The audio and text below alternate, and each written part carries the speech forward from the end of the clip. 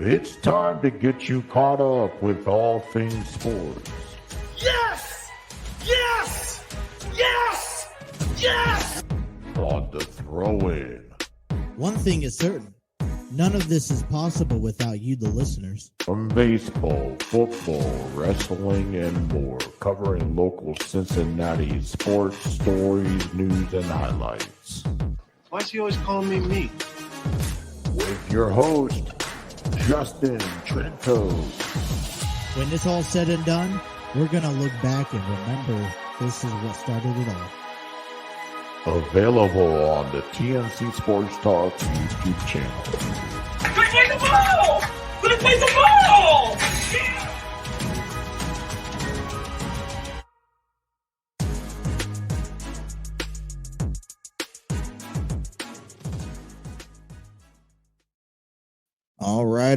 All right. Well, good morning and welcome to another episode of The Throw-In. Today is Saturday, January the 13th of 2024. If you guys have been kind of following along and keeping up with the upcoming videos, I know they've just been getting pushed back more and more and more. I was going to finish off the weekend strong yesterday morning and do a show morning. The wife wasn't feeling good and, had a good opportunity and then ended up pushing it to nighttime and ended up doing 10 at midnight. And then I ended up getting, having some other occupations up on the schedule. So I definitely wanted to get a show in before Super Wildcard Weekend begins this afternoon. And this was kind of the only time slot that I had available. So if you're wondering what we're talking about today, there's a lot of football conversation going on. And some of it's going to be good news and some of it's going to be bad news. Some of the news that we're going to be talking about this morning it's going to be mainly Super Wildcard Weekend teams. There's 6 games among the next 72 hours. You got 2 games today, you got 3 games tomorrow, and then you got a Monday Night Football game before we head into next week.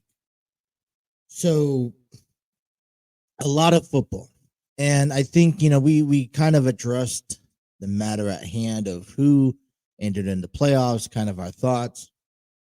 But now on this episode, we really kind of want to look into the details and who's playing who, what are the conditions, who's ruled out, and realistically, who we believe are going to win. So if this is not your episode, listen, we'll come back Monday and we'll talk about the recap of it all. Monday Night Football should be wrapping up. And, we'll talk some baseball and, all that fun stuff. So today is quite a bit different, but there is a few things that I kind of want to tackle on first and foremost before we get into the NFL, officially diving into the NFL. So the first thing I want to just come out there and say is that weather has been kicking our asses the last couple of weeks. What I mean by that is that if you're watching football, you could already tell that there are going to be games this weekend that are probably just nasty because of weather. I know this evening, Kansas City and Miami, they even recommended this game to be relocated to Indianapolis. And the NFL refused. It could be anywhere from 7 degrees to -8 at kickoff time, which is, by the way, 8 o'clock Eastern Standard Time, which is 7 out there in Kansas City. You also have the wind factor. So it's expected to be anywhere from 7 degrees to -8 degrees. But then it could feel like -30. And I don't care who you are. This isn't bobsledding. This isn't, when you start playing in sub-freezing temperatures, there, I kind of just want to slap you across the head because you put a lot of people in danger. You put fans in danger, not only being there, but traveling there. You're putting your players and your teams in danger by allowing them to play, risking injuries and everything. You're also putting your commentators and your staff members, the people who put it all together, they have to work in this condition. And, you just don't know what kind of product you're going to get at the end of the day when you have, and it's not like this is just a storm that came out overnight. This has been something that was discussed about for well over a week in advance.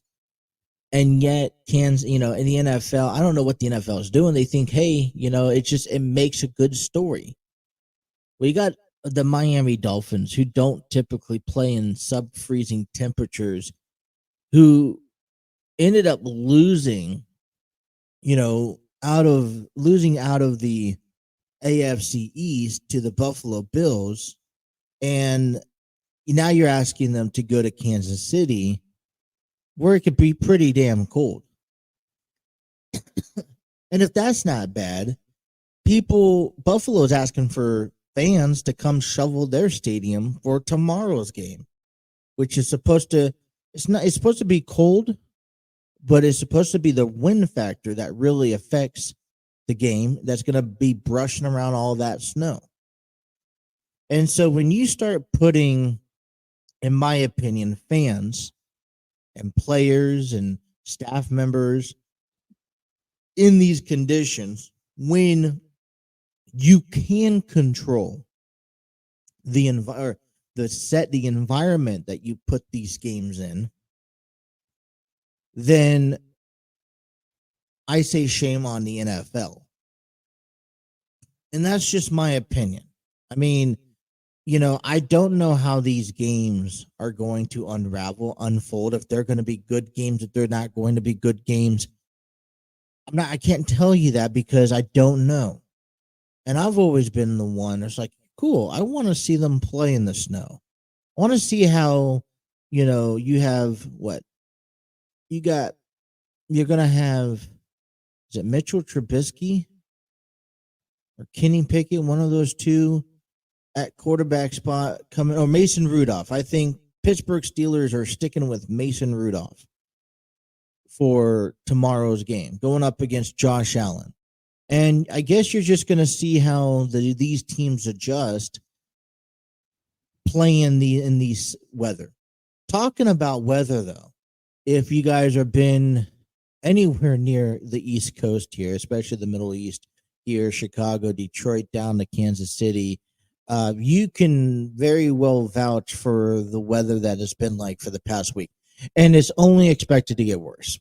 It's not terrible. But I know yesterday here in Kentucky, just a few minutes south of Cincinnati, it was nothing but raining all day. Now, I haven't taken a look outside, but sitting here over the last hour, I could see the gushes of winds.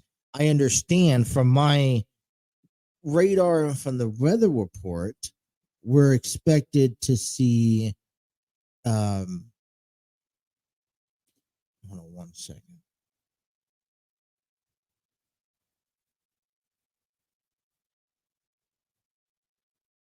From the weather report, I see it's currently 21 degrees outside, but feels like 12.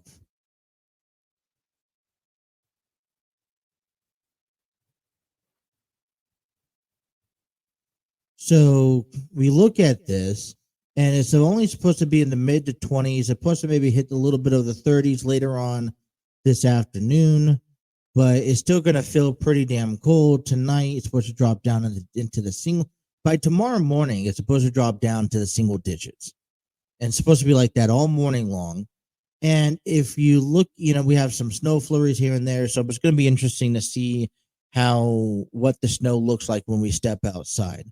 But then you come look through all week long. It's supposed to be as high as the 20s for the next couple of days, as low as the single digits, and then you'll get like a day where it kind of comes up to the 30s, back down again, and that kind of goes out for the next week and a half. So and trust me, I've had some knee surgeries. My body does not work well in the cold, to be honest. It hurts, it aches. I just had this back surgery, which I'm sure the weather does not help the cause. But when you combine, if you just think of what it's like here, and let's be honest, we don't even get the worst of it. And then you look at a place like Kansas City or Chicago or even Buffalo in this sense that gets a lot of this. And, they're more prone to it, but these are really, you're inviting other people into it that do not normally cross this territory on a yearly basis. So as far as the NFL goes, I want to wish everybody safe travels, safe luck, good luck. Hopefully everyone's health, be praying for that this weekend, just in general. And maybe I'm over exaggerating on emphasizing all of this, but I got to tell you, this is everyone's health is a priority. And I'm not saying that the NFL doesn't care about about people's health, about the players, or about fans. But I just think it's a little ridiculous when you have the ability to control the environment and conditions, these playoff games. And it's not a regular season game, it's a playoff game. When you have the ability to control the environment of these games and you choose not to, knowing what is to come. It's not, like I said, it's not like this is happening overnight. This has been something that has been talked about. It's been suggested for the past week, maybe even 2 weeks. Then I think it's a bit irresponsible not to take any action. And like I said, I may be overreacting, and I sure hope I'm overreacting. Don't get me wrong. I'd also like to see a game played in the snow, but when we start talking about sub-freezing temperatures, and we start talking about just unbearable conditions, when you know that within miles you have indoor stadiums, or you have stadiums that much better, compatible to put on a football game, then I just find it a bit unethical not to consider those options. So I guess we'll have to see. I originally wanted to talk about the WWE to kick off the program, but I hear the gushes of winds. Like I said, I haven't peeked outside. I don't know how much snow is on the ground. And one of my concerns that deals with these snows, and we do a program from home. I'm running off of Wi-Fi that I'm connected to, but we do run occasionally on power outages. And so over the next week or so, please bear with me. I know we came on this show at the beginning of the week and we advertised Monday, Wednesday, Friday. Now that didn't really quite work out. We did Tuesday, Thursday, and then this morning, but we are still really attempting. We are really fighting hard to get these shows in, and the weather doesn't help, especially late at night. Because when it gets down to really cold temperatures, the connection between Wi-Fi and my computer sometimes lags. And last thing I want to do is, in the middle of a program, give you, we get cut off for some whatever reason because the power decides to go out. And I get fearful because of these winds and the weather. So, we'll still work on trying to get the show going on throughout the week. We're going to talk about WWE. We'll probably kick that off in the next segment. I want to steer just a bit away from the Cody Rhodes, Roman Reigns, and the Rock conversations that we've been talking about. We'll talk a little bit about SmackDown last night, things that I enjoyed. things that I liked, disliked, but our main focus today is going to be the 6 games that we will see this weekend. As soon as coming up here at 4:30 p.m. Eastern Standard Time between the Cleveland Browns and the Houston Texans. So we're going to kick things off very quickly. I got a feeling it's going to be a fast episode. And then we'll just fill in the blanks where needed, to be honest. But if you guys are watching this on our YouTube channel, we want to thank you. Hit that like, share, and subscribe button. Have those notifications on so you don't miss a single episode. And if you miss anything, whether it was last week's show or, today's show, and you guys are busy because I know life happens, head out to our website. Head out to www.tnc, if I could spell that correctly on the screen here. TNCSportsTalkShow.com. That is www.tncsportstalkshow.com. That is our website, our official website, where you get all the news, the stories, all the videos, all the audio podcasts. Now, I am a bit behind on uploading all the audio right now, so bear with me, working on getting those up. I had a project earlier this week that just occupied my editing system, and so I will be getting those up here very shortly. But visit our website, okay? We will up to date if there's a cancellation on a show or we keep on postponing a show. I try to also put this show on YouTube, as a premiere coming up. As soon as I know a time frame, I try to set it so that you can, okay, hey, notify me when this starts. Instead of a last minute, okay, well, hey, he's going live at 9 o'clock, but I didn't find out until 11 type of stuff. So all of that's involved. Check out our social media. All those links are on our website. You can head on over to www.tncsportstalkshow.com. All righty. Well, have a good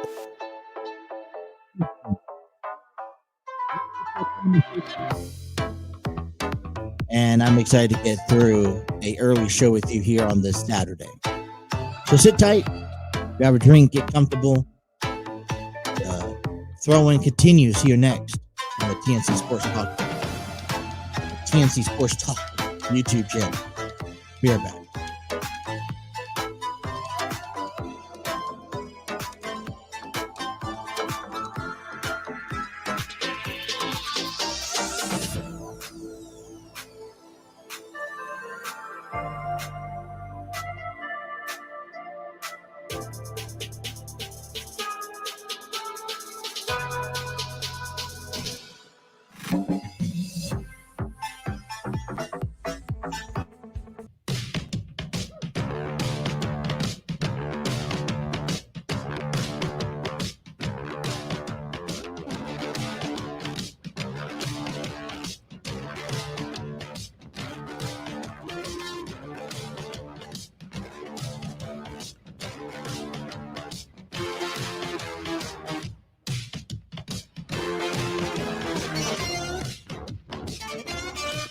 Alrighty, so far so good, because normally if we have connection issues, it starts lagging on my screen and the video packages will end up kind of pausing and freezing. Then I lose track of how long it's been, and then my cue to come back on, it's a bit different, but we're so far so good. So all right. Hey, this program is given to you coming here from the StreamYard studios. Thanks to StreamYard.com, the proud home of the TNC Sports Talk YouTube channel, where you can create podcasts, videos, host virtual business meetings, and even conduct interviews. Check out their free version today at StreamYard.com. Been using them since day one. Easy access to what you got, what you're trying to do if you're creating podcast. So recommending their product because we've been using it since day one. It's not an endorsement, not a sponsorship. They don't pay me to give them, credit, but listen, we are a humble source of program, and we like to give credit and shout outs to what kind of puts this program all together. So, all right, WWE last night, January 12th, 2024. Now, I will admit one thing to you guys. I kind of ponder on and off, going back and forth between watching the product and not. It is very difficult for me to sit down and watch AEW, Impact, New Japan, Ring of Honor, AWA, OVW, and I can't quite put my finger on why it's so difficult. I've been out to NWF events. I could watch it if it's live, if it's something I could go to locally. I think I will be okay. But if you're asking me to watch the product on television, there's just nothing compared to the WWE. But we have to admit to ourselves that over the past several years, and I'm talking several years, probably at least maybe a decade, it's been a hit or miss with the product, which has maybe tarnished a little bit of their reputation and has prevented maybe fans from maybe watching it on a nightly basis. You have Raw, NXT, SmackDown, Level Up. I think Main Event is still in there somewhere. You have all these premium lives. And throughout the years, the previous years, and the way that the WWE has been put together, I will admit to you that there has been some lackluster, which then therefore to me then kind of just drains my energy and attention span to say, okay, well, maybe I don't need to watch it. One of the biggest things I had trouble with is, especially I still have trouble today with, is watching a 3-hour program on Monday for Monday Night Raw. But despite all of that, it's WrestleMania season. Okay. It is the time of year, and I call it WrestleMania season in January because this is the time of year where you have two things going on. One, it's a new year, so you could kind of just wash your hands off and say, hey, I'm restarting the year. I want to kick off strong to maintain a strong show. And two, the upcoming events are significant enough leading towards WrestleMania. You got Elimination Chamber next month in February, and just in a few weeks, you have the Royal Rumble. This is also a time where you see up-and-coming talent surface. I saw Carmelo Hayes, who has been recently on NXT. He's been brought up to the main roster. He had a match with Austin Theory last night on SmackDown. And unfortunately, their match came to an end because of a nasty fall they had on a turnbuckle. I think they bumped heads. And, WWE has really shown over the last 2 weeks how serious they take the, medical aspect to a program, to their, talent.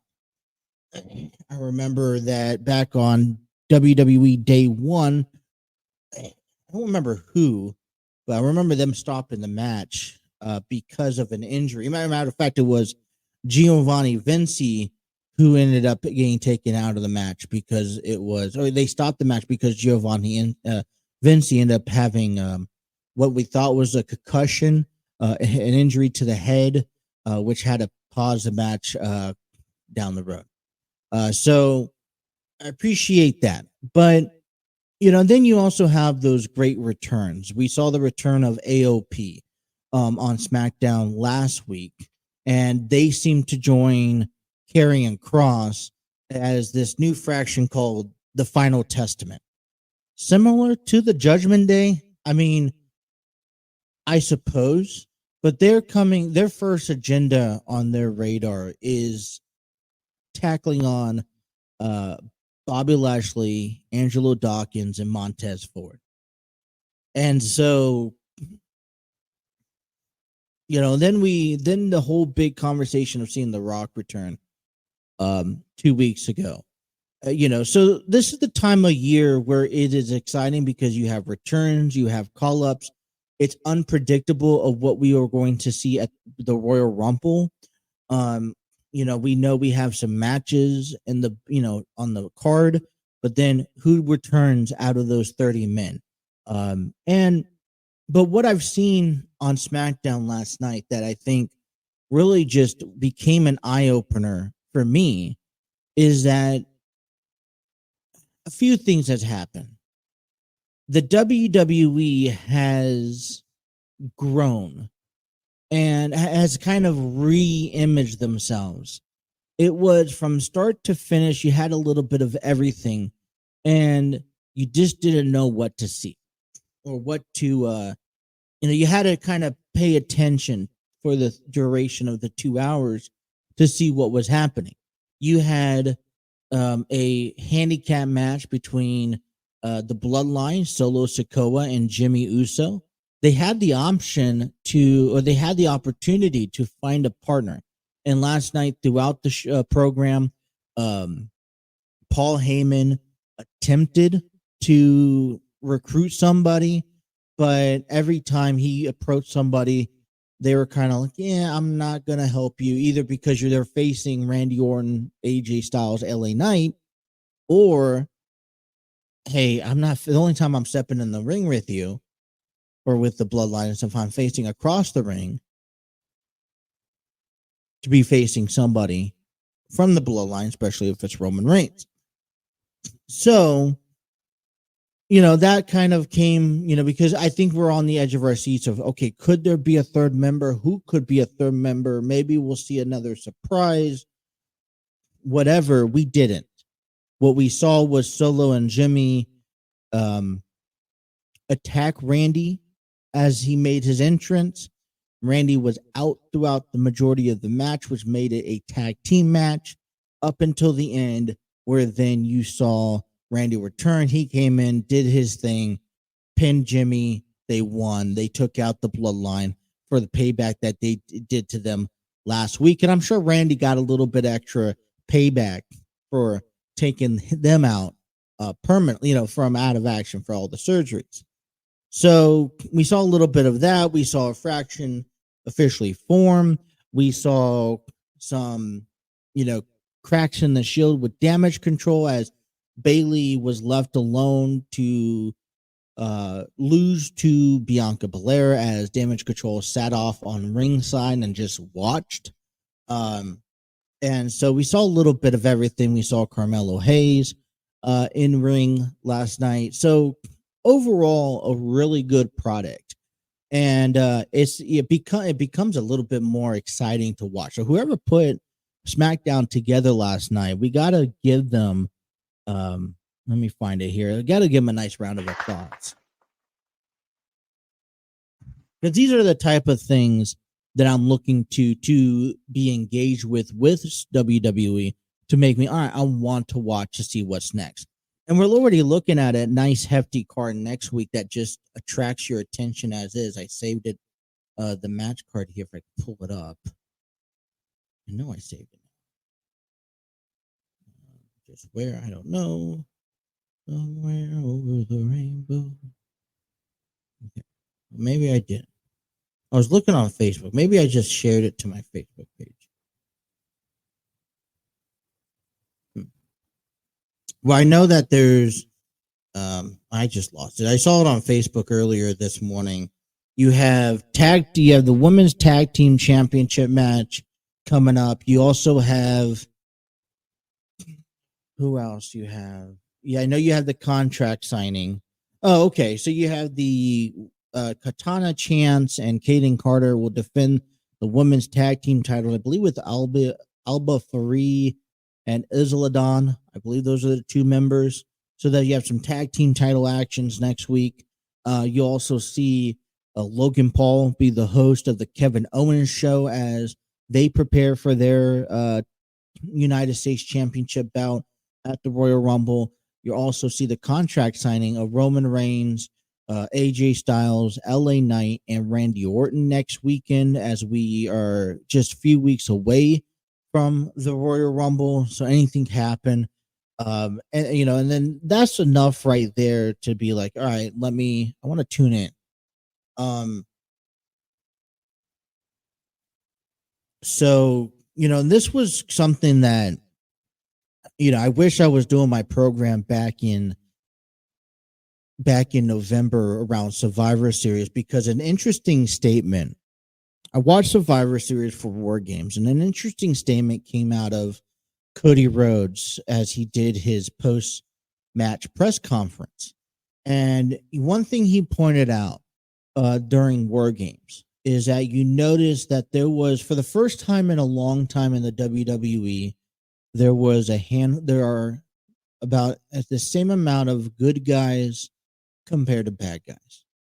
In recent years, you've seen there's usually one good guy at the head of the table that's running the program, that is going to be your opener, mid-card, main event, whatever.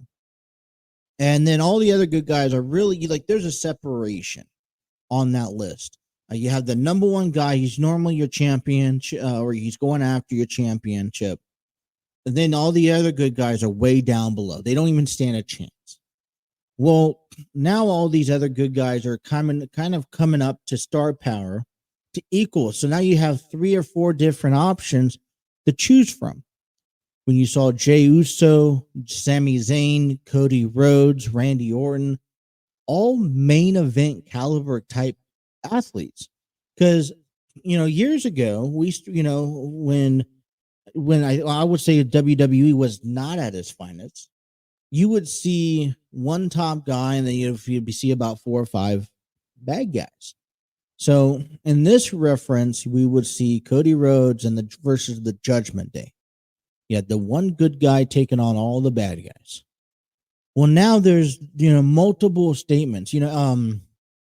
Grayson Waller said this a couple weeks ago also.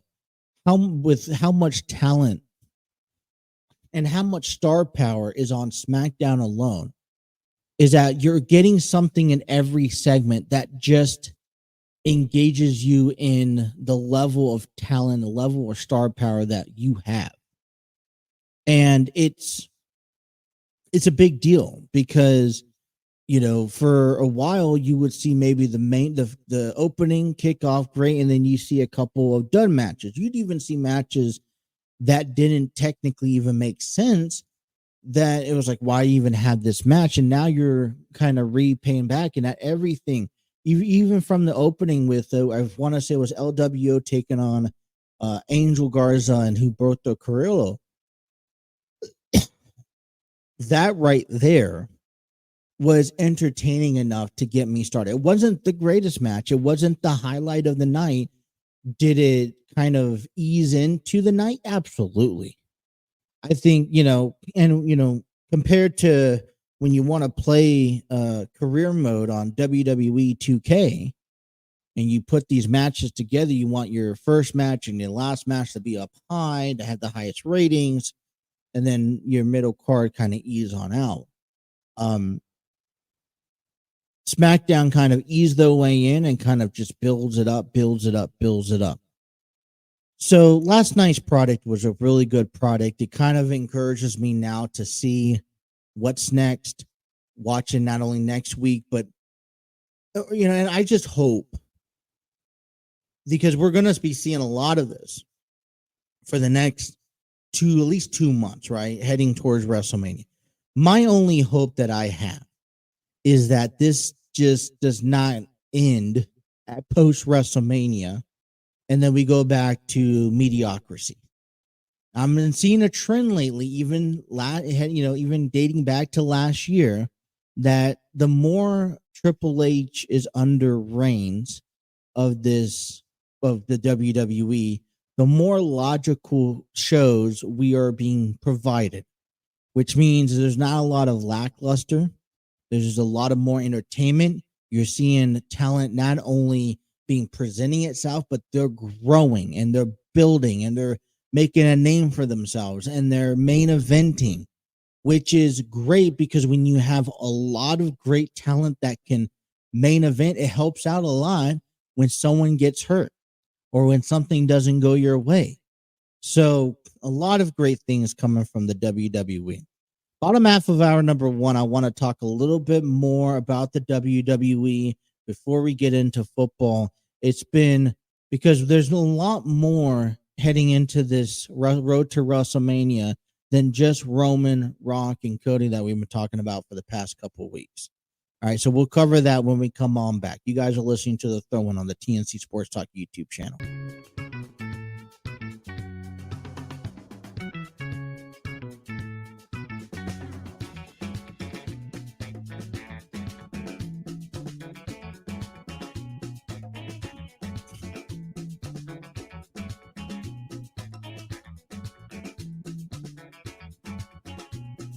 Alrighty.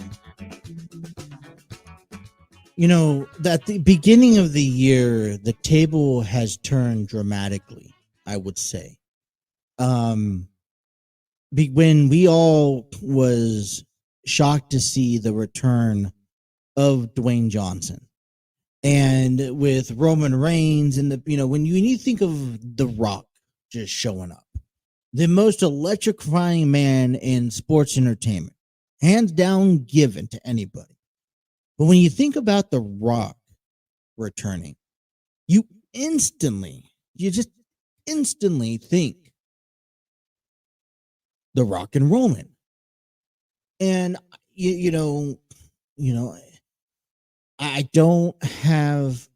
there's no reason for Dwayne Johnson to return to have a feud with anybody else. He's already had one with Punk. He's already, he comes back, he wants to be the head of the table, and that's been made clear. So now moving forward, you could only assume any other appearances with The Rock is Roman. It's been the highlight of the conversation in the WWE for the past 2 weeks. Despite all the other things that's been going around to entertain us as we see the Fatal 4-Way approaching, that's being pushed off to the side because The Rock's still in the conversation at the mix. Cody Rhodes trying to finish his feud. That's in the conversation. That's being put off as a conversation. Probably right there between the conversation of The Rock and Roman and the Fatal 4-Way coming up at the Royal Rumble. And but you know what? There's a lot more other stories going on in the WWE alone. Kevin Owens and Logan Paul, who will have a one-on-one encounter next week on SmackDown. But then we jump over to the Raw side. Okay.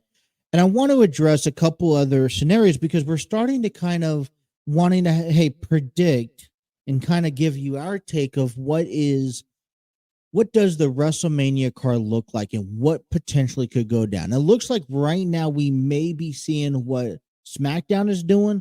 We may be seeing what Raw is doing. And I want to first off just go out there on a limb and say this. I want to address I'm going to call it the elephant in the room for me because it is something that I struggle to put together and to see happen. And that is the CM Punk return back at Survivor Series. Now, first of all, I am not a CM Punk fan. I don't dislike him, but it is very difficult to root for him. To me, Punk is a locker room, is a cancer to the locker room. He is someone who causes drama away from the ring that is unneeded, unnecessary. And with AEW, it was untamed. And with that, and that's why AEW has so many problems throughout the tenor with CM Punk, because there was no shackles on Punk and what he was doing. In a resemblance, this was a WCW era, time frame, year that Punk had with AEW.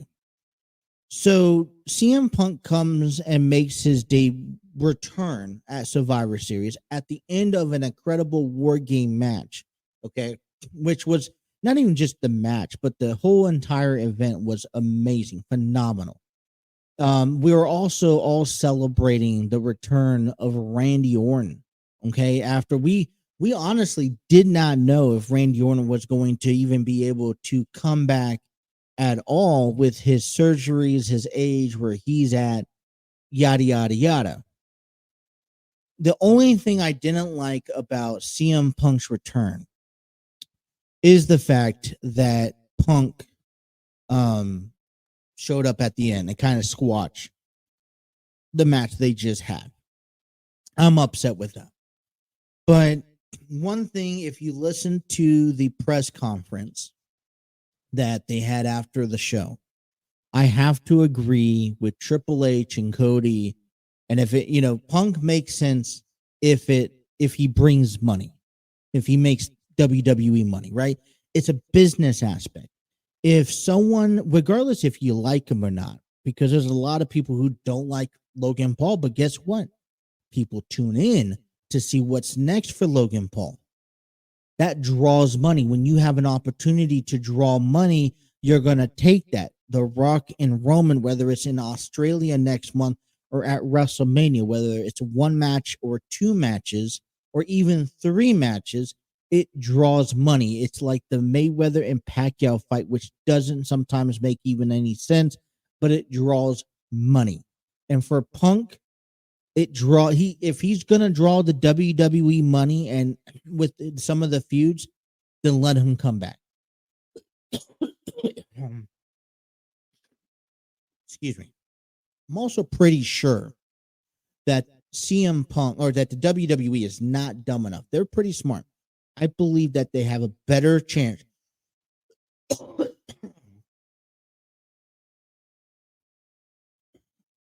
Excuse me.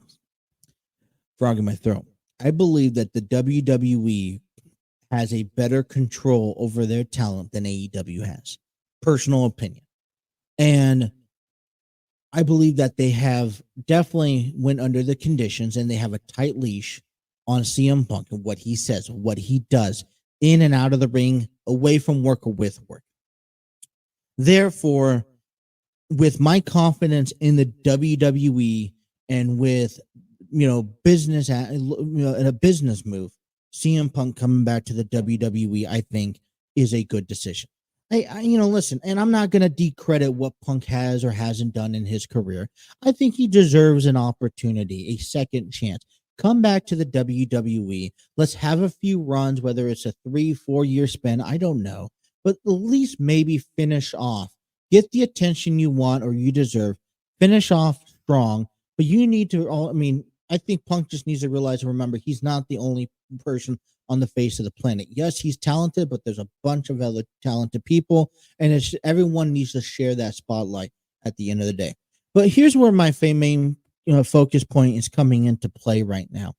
We are so hell-bent on talking about the future with Roman Reigns, with the Rock feud event, hopefully coming our way here very soon.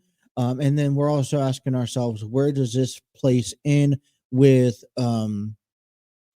Cody Rhodes finishing the story, and this and that we also forget a lot, everything that's happening with Seth Rollins, who's, by the way, going to defend his title on a Raw episode, okay, this coming up Monday against Jinder Mahal, which then takes me back to days of NXT, and if you're asking me. I'm throwing out, I'm not considering him. We're not considering what Punk, he's declared himself for the Royal Rumble. We're also not, there's also that storyline that the Judgment Day includes themselves in. Let's not forget about the Judgment Day. Okay. Finn Balor, Dominic Mysterio, Rhea Ripley, who's currently the women's championship on Raw. Damian Priest, who has the Money in the Bank briefcase, who could cash in anytime, any place, anywhere. So we start kind of looking at scenarios, if we're going to be looking at scenarios with Roman and Rock at Mania, Roman and Cody, whatever, we have to also start looking at what is down the road for the Judgment Day. Because I remember for the longest time, they've always been a threat. A matter of fact, I believe it was a day one episode where the Judgment Day was trying to even cash in their title. And I think it was, I don't know if it was Randy or someone put a stop to it from trying to cash in. And he took out Damian and Dominic, and yeah, it was at the day one pay-per-view or day one Monday Night Raw. So let's start analyzing. What could we see? WrestleMania, there's been rumors spreading that WrestleMania can see Seth Rollins versus Cody Rhodes. And if we, and then, on top of that, let's keep in mind that Damian Priest has a title opportunity anytime, anywhere. I don't see him cashing it in with Roman Reigns or on SmackDown. So if he's going to probably cash it in, it's either going to be with CM Punk, with Seth Rollins, or I would even go out on a limb and say, I don't know how long the Judgment Day in their fraction is going to continue, but I will sure like to see a feud before this is all said and done between Damian and Finn Balor, and possibly for that title. These are two guys at the top of that food chain that are at top of the Raw itself, whether they're good or bad guys, that really make an impact. And they've really proven themselves over the last year. You think about one of the reasons why Finn Balor, in my opinion, has joined a fraction with a team like the Judgment Day is probably to ease back on his in-ring, performances. I know he's a talented athlete, but over the last couple of years, he's been sidelined a lot due to injury. So, I think we have almost a bit of a clearer point heading into the Royal Rumble about what we can see with SmackDown stuff moving forward. And we're still up in the air, which is what I love so much about this time of year, because we still don't know what direction it could go down any direction right now. Here's the difference compared to last year. Whatever happens on Raw, whoever Seth Rollins faces or whoever's a champion at the time faces, there's 4 different story plots that all make sense, that if one doesn't follow through, we could slide in another one and pick up where we left off at, and it all just makes sense. Let's just take a moment to think into that. I think that's the biggest success that the WWE has had in recent years. And we haven't even seen the WrestleMania card quite yet. Both Raw and SmackDown, it doesn't matter who's involved. It doesn't matter what feud we're talking about, what athlete.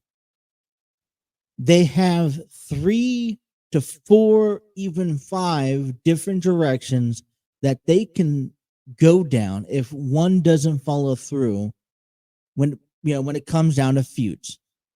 The Judgment Day is involving themselves into the mix. They're doing their own thing, but they keep a keen eye at Seth Rollins, because at the end of the day, he's the champion.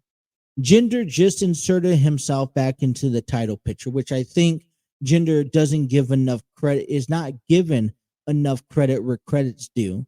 Therefore, and I'm excited to actually see this match. But then you have CM Punk on the horizon, who's entering the Royal Rumble. You have Cody Rhodes, who's ultimately trying to fight to get back to a championship caliber match again, which now he's facing Shinsuke Nakamura in between those feuds, as just a distraction.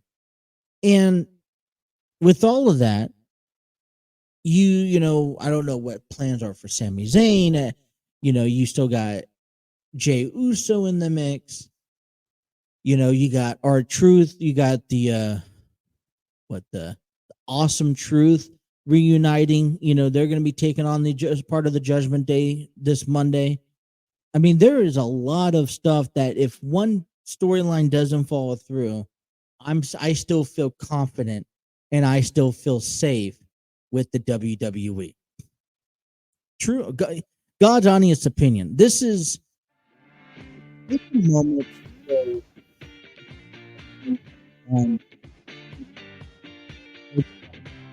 Was up in the placement in recent months, especially heading into the new year. And this is a reason why you get excited for this year, because there's so many endless opportunities that I don't think we will be disappointed in whatever happens in the WWE. That is just the tip of the iceberg, you guys. We're going to take a break into hour number 1 here. Coming back in hour number 2, it's time to talk some football. Super Wildcard Weekend coming your way here this weekend, and we're going to break that all down for you. Thank you guys for tuning into the Throwing Out number 2 coming up next here on the TNC Sports Talk YouTube channel.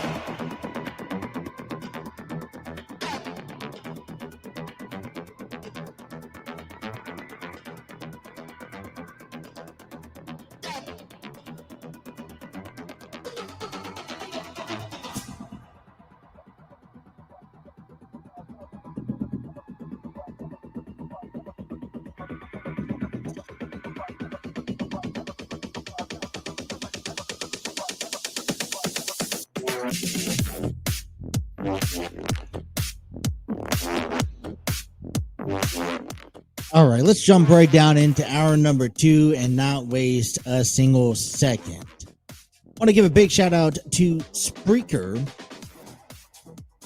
Spreaker.com is not just an audio platform to listen to podcasts. You could also upload your podcast through Spreaker, be able to monetize and see analytics. From iHeartRadio, Spreaker has a large, vast of distribution centers for your podcast, such as Apple Podcasts, Google Podcasts, iHeartRadio, Spreaker, Spotify, and so much more. And if you are creating a podcast and you're looking for a place to upload it, I've been through a couple of different sites, not bashing anyone, just Spreaker is the better option for me. They have a free version. Check out their options at Spreaker.com.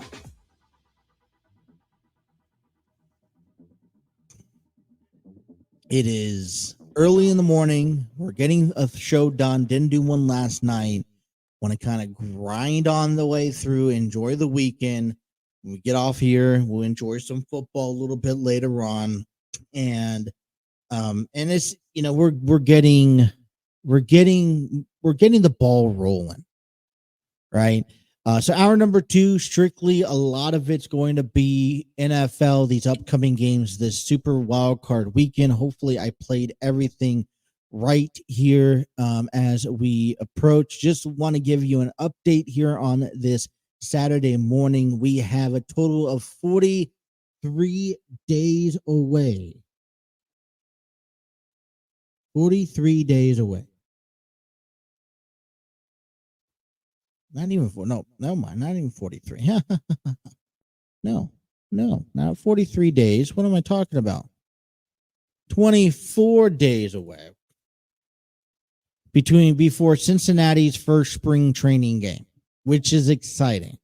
They just picked up a left-handed reliever, Brent Sutter, throughout earlier this week. They've added, they've signed some guys to a minor league deal that will be attending spring training. Nick Kroll has claimed that he's done with major roster moves, but you can always add more. I was listening to Lock On Reds podcast yesterday talking about the arbitrations and the guys who signed and the scenarios that we run into, and we'll address a little bit more Monday. But the one thing I could say, it's not just directed towards the Cincinnati Reds. It's not directed just towards Major League Baseball. Any team, never be satisfied for what you have.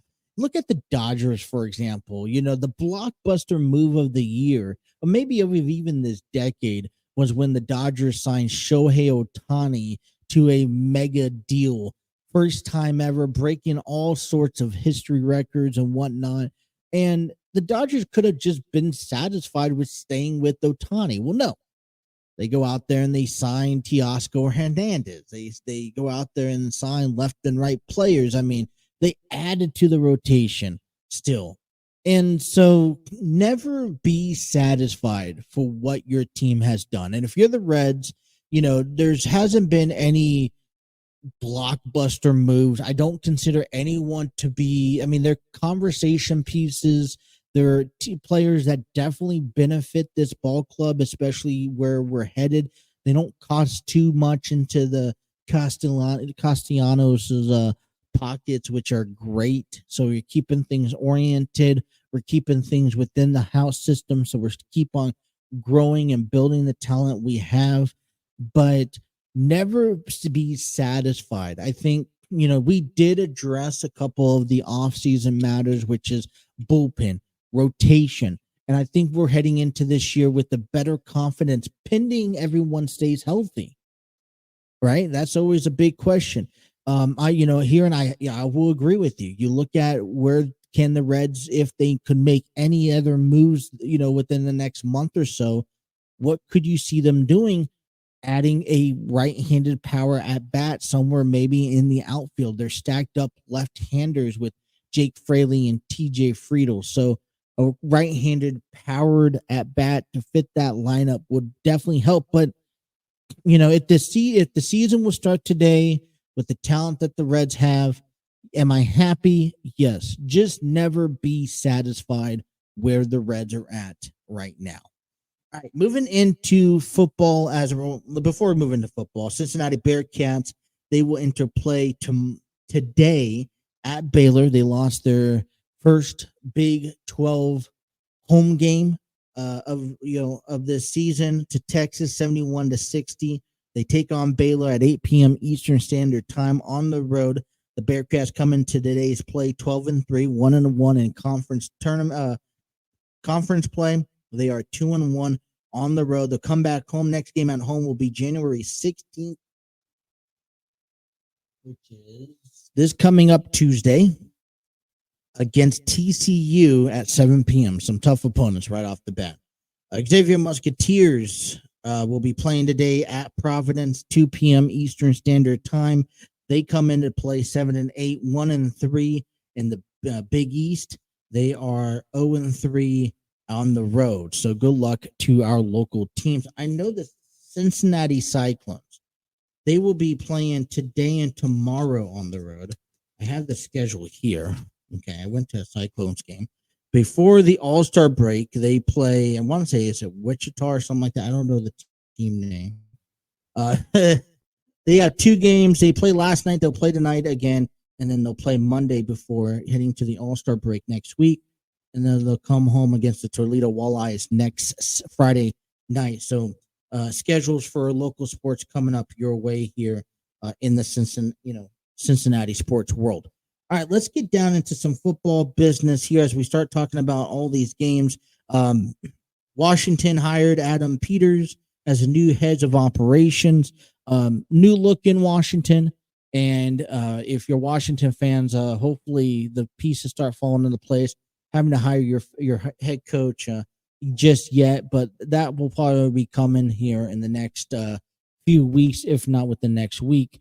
But the Patriots earlier this week, we knew this was coming, but Bill Belichick and the Patriots have officially departed ways from each other, and the Patriots haven't hesitated to hire their new head coach. They hired Jared Mayo as the new head coach following Bill Belichick's era. Mayo is a former New England Patriots. He was a linebacker.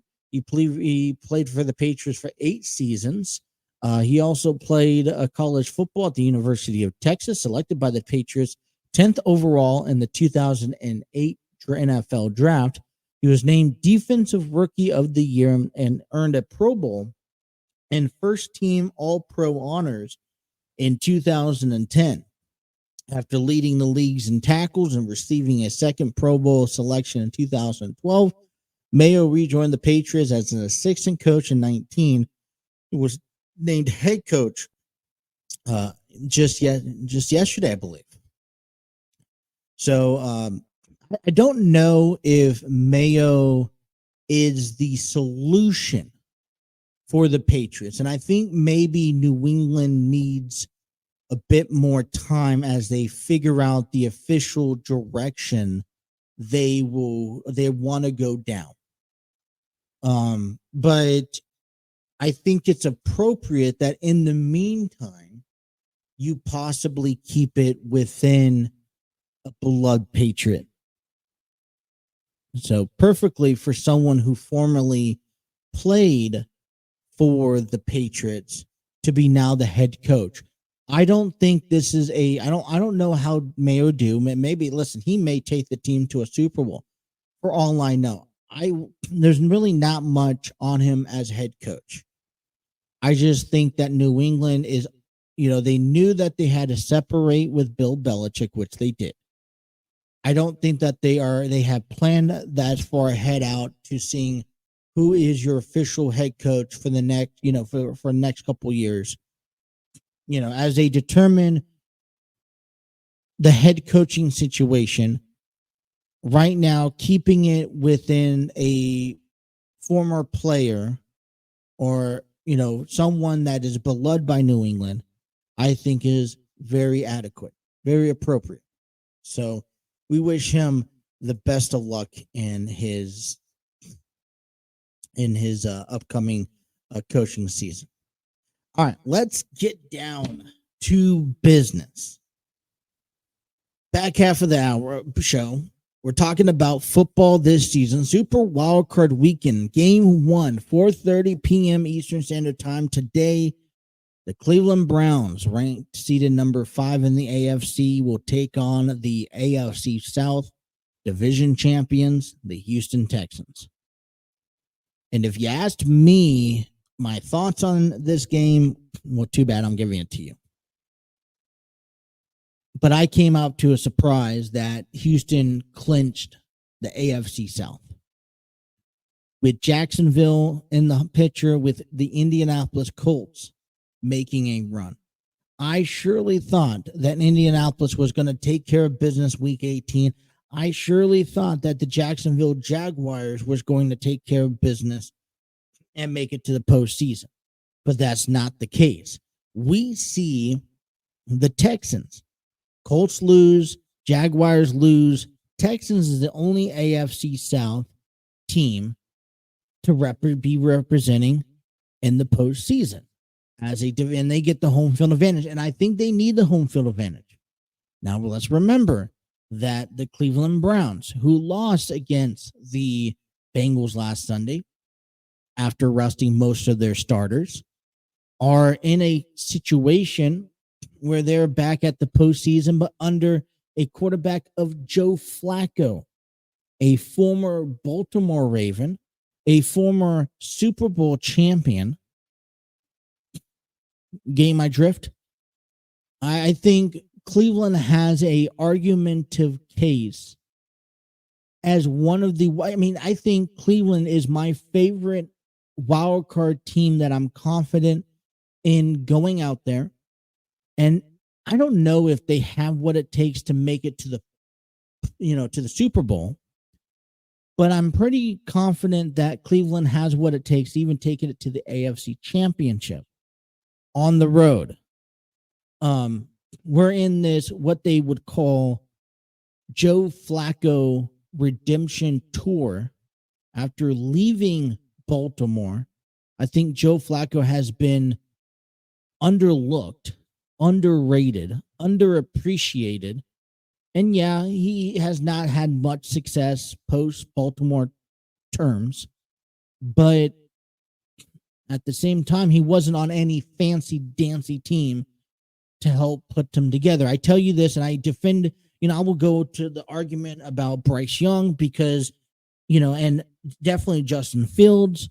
I would even argue a little bit with Kyle Murray, is that we really can't give you a look on how good a quarterback is without giving you players or a team to play by. What I mean by that is that once in a era or a generation, you get a guy like Tom Brady who could take any team, any player, and make somebody out of them.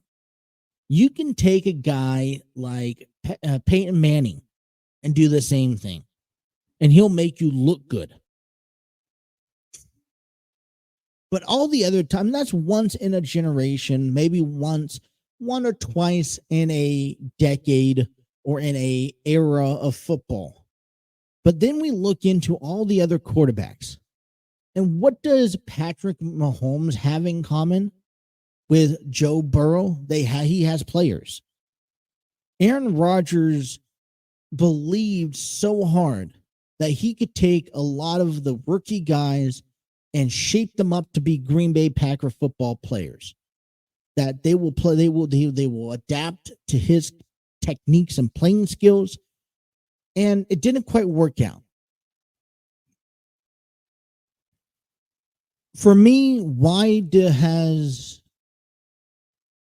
Trevor Lawrence is an average quarterback because he has average players around him.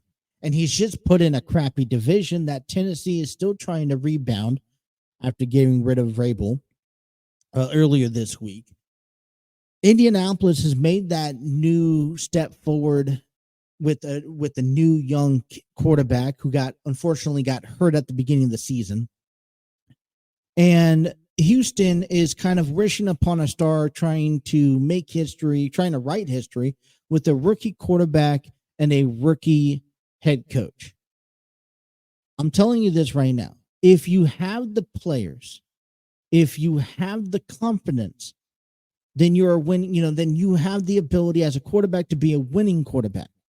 But if you go to a team that just has mediocre, and it's nothing, I don't want these players to take it personal.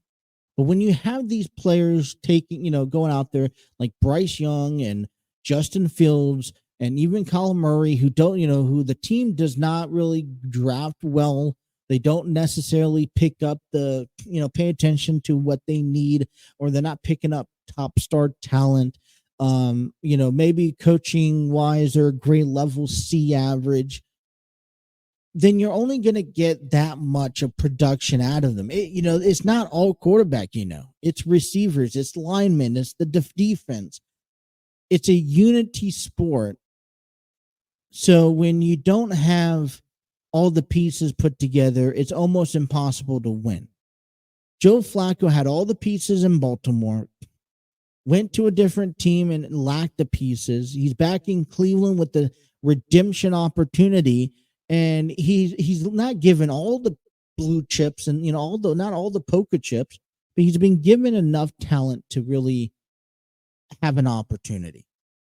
This weekend, Browns taking on Houston. What's exciting about this matchup is that the Browns are an exciting team to watch. And it's hard to admit that, but they are an exciting team to watch. And you wonder, how far can this thing go? For Houston, it's a win-win.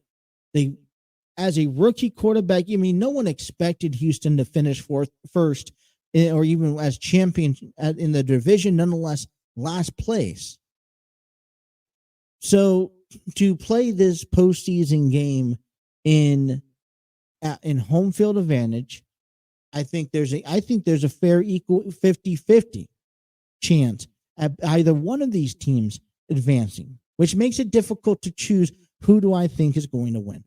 Ultimately, though, I think number 5 seed Cleveland Browns may get the one over. I just think the experience level, I think the guys are well rested. I'm sure they don't want back-to-back weekends where they kind of got embarrassed. A lot of it was because they played their second string guys. So I'm picking Cleveland over Houston in the first game of this Super Wildcard Weekend. Let's take a break and continue as we cover Super Wildcard Weekend here on The Throw-In, available on the TNC Sports Talk YouTube channel.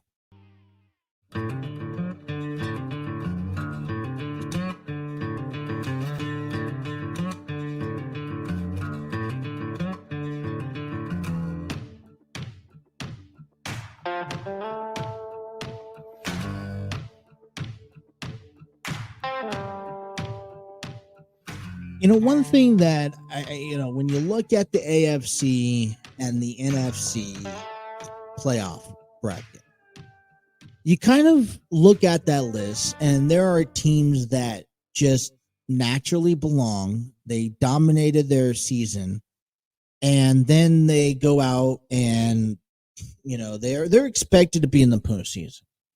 Then you get those teams that, they should be in the postseason, but they didn't have the year. They didn't convince you enough to make it into the postseason. And then there's just teams that, that's new. That's a new team. Houston Texans is one of those new teams that did not draw my attention throughout the course of the year as a playoff contender and found their way in. And I think if Houston's season ends today, then I think you have to be satisfied with what a rookie quarterback and a first-time head coach has given you. And I think there's a lot of momentum. Back at the draft last year, I think we were calling it crazy that they would trade out of first in the draft to go for a cheaper quarterback in CJ Stroud. And then you would go for a defensive player. And now you probably have the elements of, hey, you have your offensive guy and defensive guy, but there's still so much talent that you need to work with. Therefore, you just don't expect much out of the team. And then so when you look at this matchup today, such as, you have Cleveland on the other side of the field, and you kind of start picking about who needs this more. I think Cleveland needs this more. Cleveland, in my opinion, was ranked at the bottom of the division this year, and they had Deshaun Watson. They have to prove to themselves that this Deshaun Watson deal, even though he's not playing because he's out for the rest of the season, that their moves have not gone to wayside. You have you have Baker Mayfield on the other side of the conference representing Tampa Bay. And they play Monday night. We'll talk about them here later on.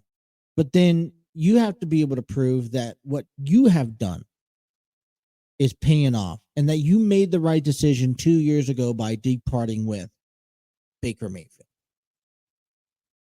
For me, that's where I think things need to be at. All right, let's get down to the next game here. This is going to be the nighttime game tonight. Miami, ranked number 6, versus Kansas City Chiefs, ranked number 3. Let's start off with Miami, who had a clear opportunity to make it to win the division and have the home game in Miami. You didn't want to lose to Buffalo the last game of the season because you know what you're running into heading into Kansas City. It was either going to be Miami or Pittsburgh. And Miami decided that, hey, you know what? I guess we just can't beat Buffalo. And now they're heading into Kansas City on a matchup that I personally believe is a weather factor. The reports that I'm seeing, they're recommending you need to cover head to toe, face, everything. That's how cold it's going to be. And I'm very interested in seeing just how this pans out. Like I said earlier this week, the Kansas City Chiefs, or Earlier this week, Weather Advise suggested that Kansas City moved on, that this game was going to be moved to an indoor facility or just another location. And they chose not to. NFL's choice.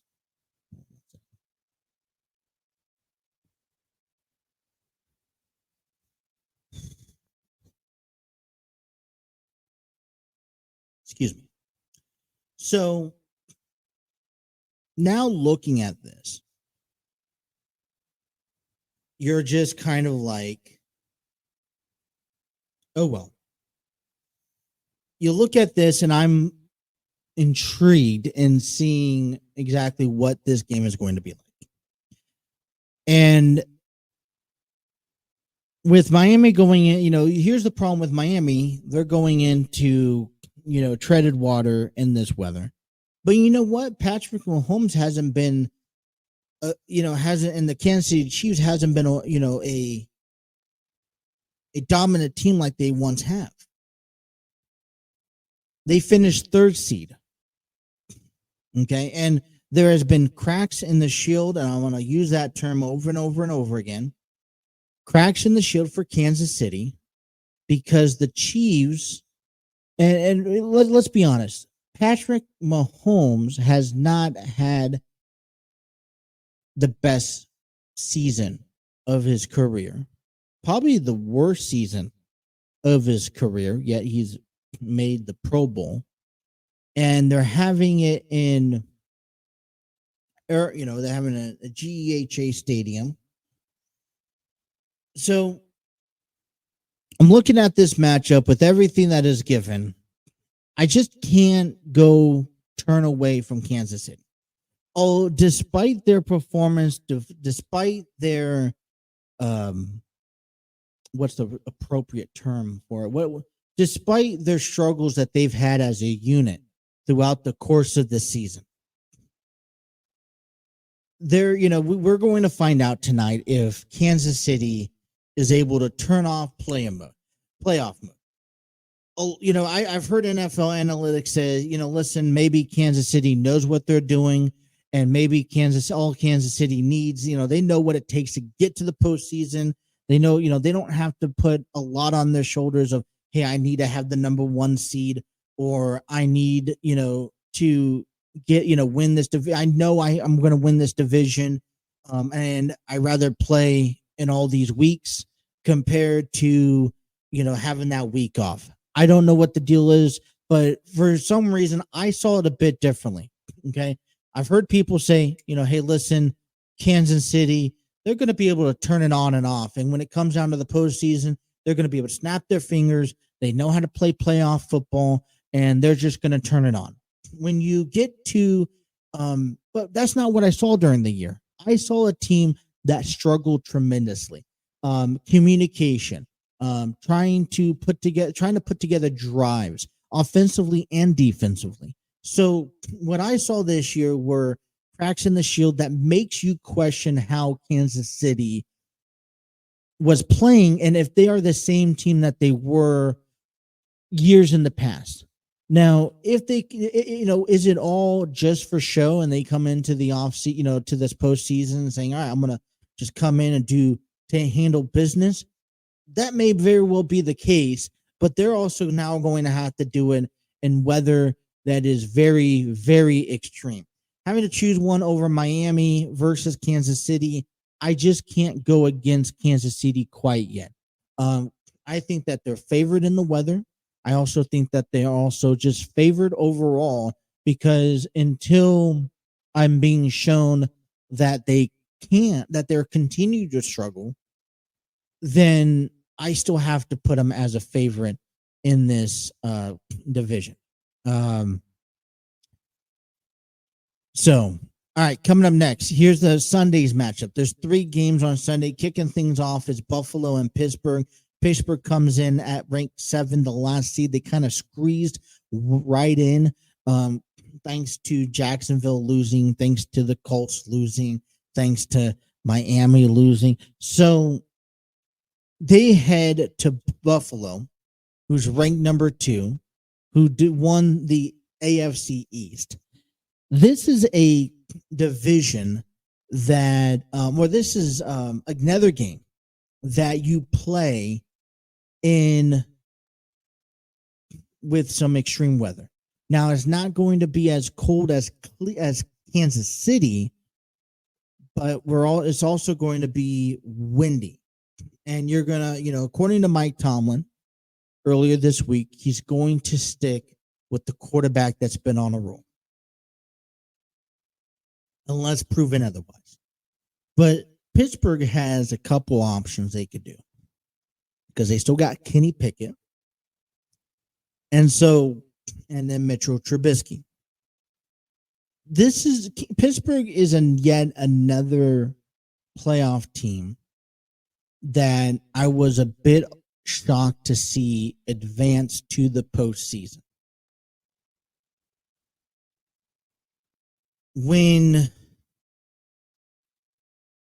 So I'm looking at this matchup.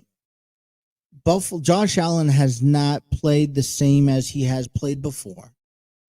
Both teams acclimate to the weather pretty fairly. I argue that Pittsburgh is on a streak of let's win. And if any team right now in the wild card spot, if Miami couldn't do it, I don't know if Cleveland could do it. I think Pittsburgh could be the team that upsets Buffalo. But you have to allow Buffalo to make their mistakes. See, Buffalo made plenty of mistakes during the Buffalo and Dolphins game last weekend. And Miami just did not capitalize on that opportunity.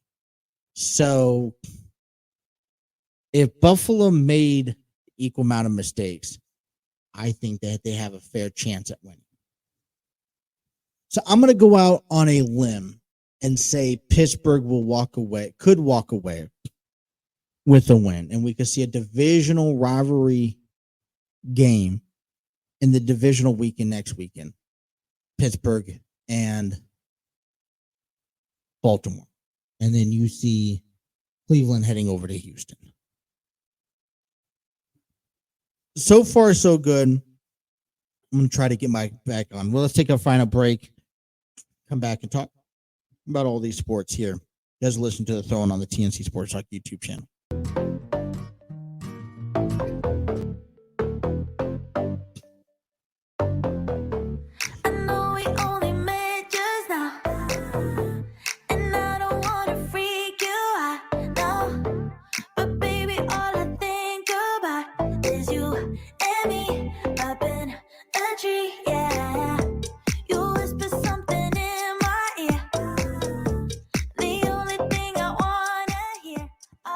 Alrighty. Want to apologize for a little extended, a longer break. I had to step away for a quick second.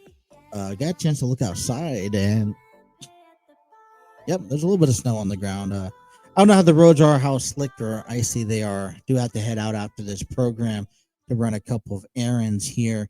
But before we continue on with our sports conversation, I want to give a big shout out to Canva. Canva.com allows you to create videos, PowerPoints, presentations, social media ads and whatnot.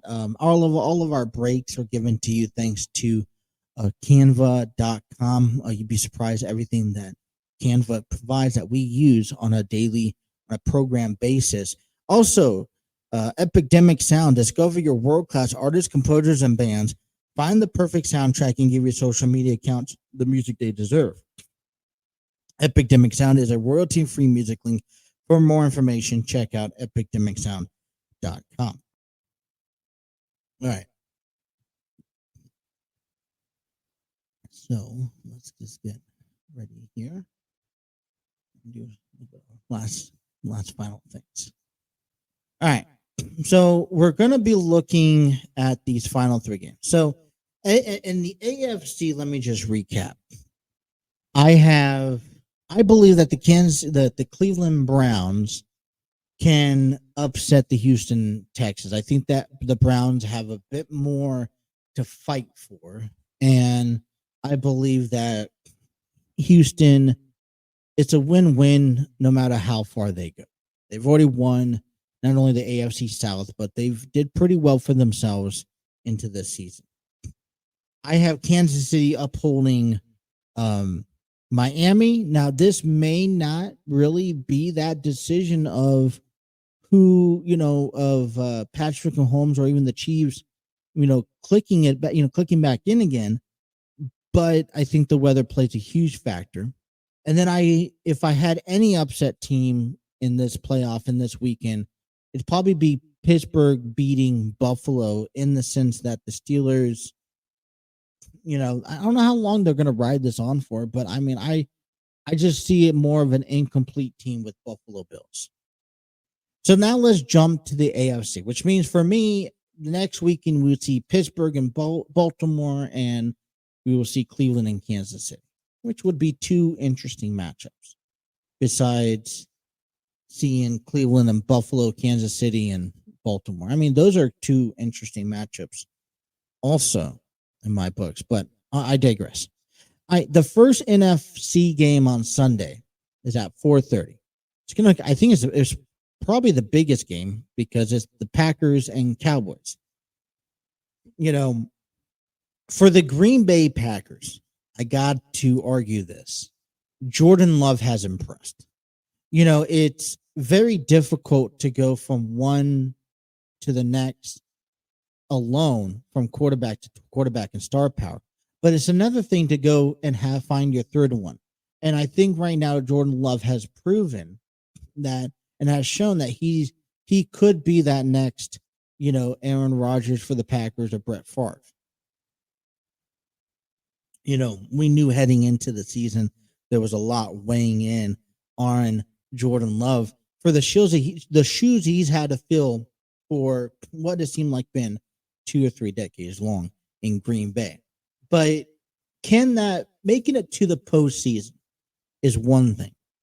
It's being good enough, which I think it will take a few years to work out the kinks, but it's to be good enough to go back and win the NFC division, NFC North again, and to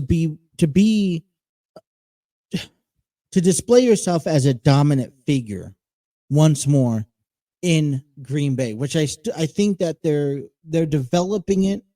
I don't see an argument for Chicago to be the top team or Minnesota. I mean, Detroit's in there. I think they found their groove. Maybe, hopefully, it's for a few years. But I like this game because this is kind of like America's team taking on the Green Bay Packers, which is always a fun team to watch. The Cowboys have a lot riding on this game. Cowboys finished 12-5. They win the NFC East, and I think they needed that. They needed that little burst of energy to say, "Hey, we are serious. We are serious about this team, about this game, or about this division. We're serious that we want to make improvements to go back and win and win and win. Go and finally go to the Super Bowl." But see, getting to the postseason for the Cowboys isn't the issue. It's winning in major games that's going to be the issue. Now, they face the Cowboys. They face the Packers. This is going to be as even as it's going to get. It's going to be, this Packers team is going to be as close as if you're playing the Eagles or even the 49ers, which, Dallas has already proven they could beat the Eagles. So, I wouldn't rest that this is a walk through the park, but I do see Dallas taking the first game out of the wild card and beating the Packers. They'd hold that home seed advantage rating to take on whatever's next. Now, Green Bay picking up I think it'll be a bigger, impressive storyline if Green Bay wins, but I think I got the Cowboys over Green Bay. All right, let's go talk about, I think, my favorite game. This is the Sunday night game between the Rams and the Lions. You have Matthew Stafford, a former quarterback for the Lions, who has always been considered as that just average Joe quarterback, taking on, okay, and then he goes out and wins the Super Bowl the first year he goes to Los Angeles, taking on the Lions, who, had to grow after collecting Jared Goff, the former quarterback for the Rams. And you see Jared Goff and the Lions putting stuff together. I like the Lions in this one. I think that they really are something special. I really like the way they play. I was a bit surprised in how good Los Angeles was. I don't necessarily see Los Angeles going that far this year. I think just getting into the postseason is enough. I got Detroit in this one, which means it will be a Cowboys and Detroit game in the divisional series, which then leads me to this last and final game of the Philadelphia Eagles and the Tampa Bay Buccaneers. Now, I'm going to go out and say I think Tampa Bay walks away with this one. I don't know. There's a lot of things wrong with Philadelphia right now, and this is a bad time to be in one of those slumps. And until they could show me something that they could actually, be good at, I just don't see them lining up. I think Tampa Bay goes to, San Francisco next week in the final, in the divisional round, and take on the 49ers. Let's go back. I just gave you my predictions on all of it. Let's go back to all of these games. Today we got 2, Sunday we have 3, Monday we have 1. By the time we get to Monday night, okay, we will practically already know the seeding for the divisional round. AFC will be done well in advance because of the first set of games to be played. 2 today, the first one kicking off tomorrow. But then it will go down to the NFC. And it's kind of backwards because you have the 5 and 4 spot kicking things off, followed by the 6 and 3, and then 7 and 2. So when we know before NFC gets underway, we will know what the AFC looks like. But then when we get to the NFC, we will know maybe a partial credit. If Green Bay wins, they go to San Francisco, and then it will come down to the next 2 games. If the Dallas wins, then it will come down to who wins the nighttime game on Sunday, and then also Monday.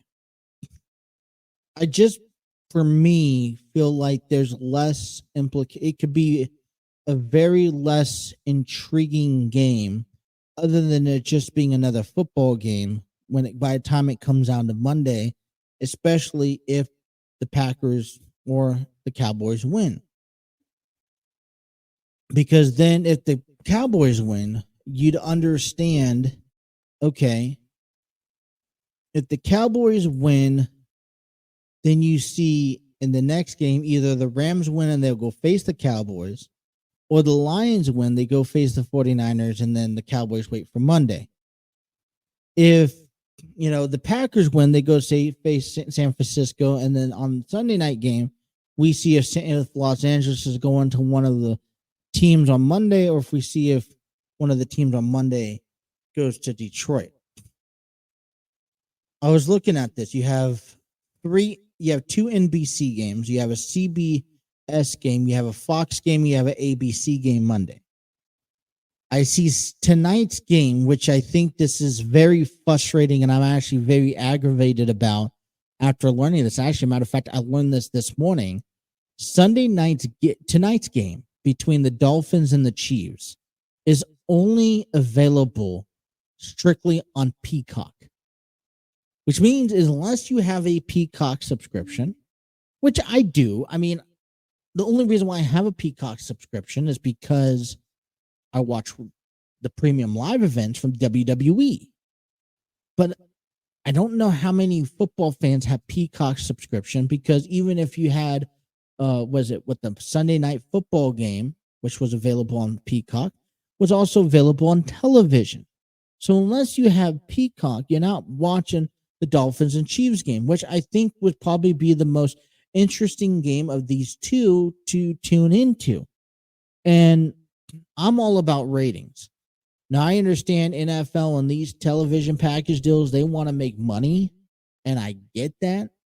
But when it's one thing to put Thursday. I already don't like Thursday night on Amazon, where you can only watch the game if you have Amazon Prime. I absolutely hate it.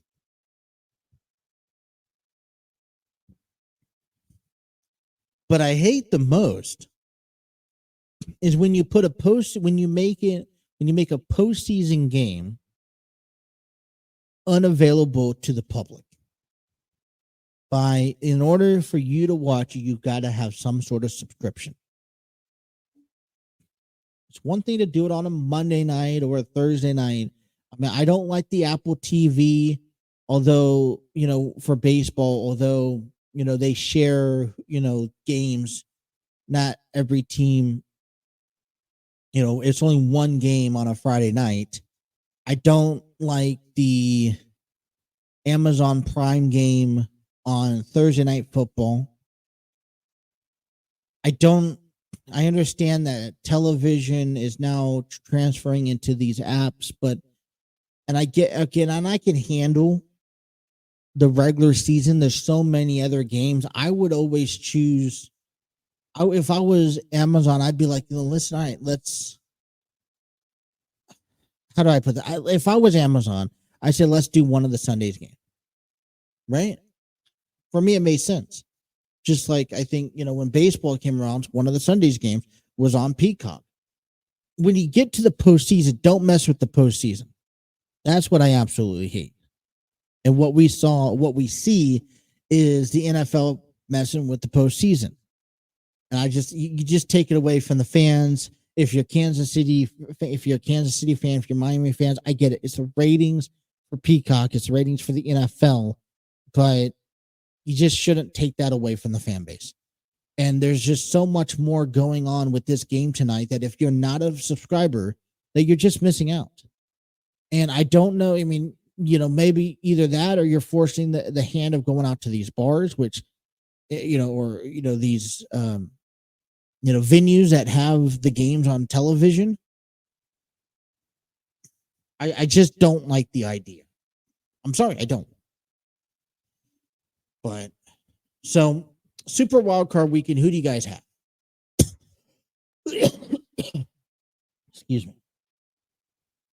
It's going to be a fun weekend. I'm excited. All right, so when we come back, we'll be back Monday night. We'll be talking a lot about what's going on with the NFL, which we should have a very clear understanding with how this postseason is unraveling. So we'll talk about all of that coming up Monday. Everyone, enjoy your weekend. Be safe. Man, like I said, it's cold out there. It's going to get cold. The wind factors are crazy. I can't just express enough about that. So be safe out there. I wish everyone the best.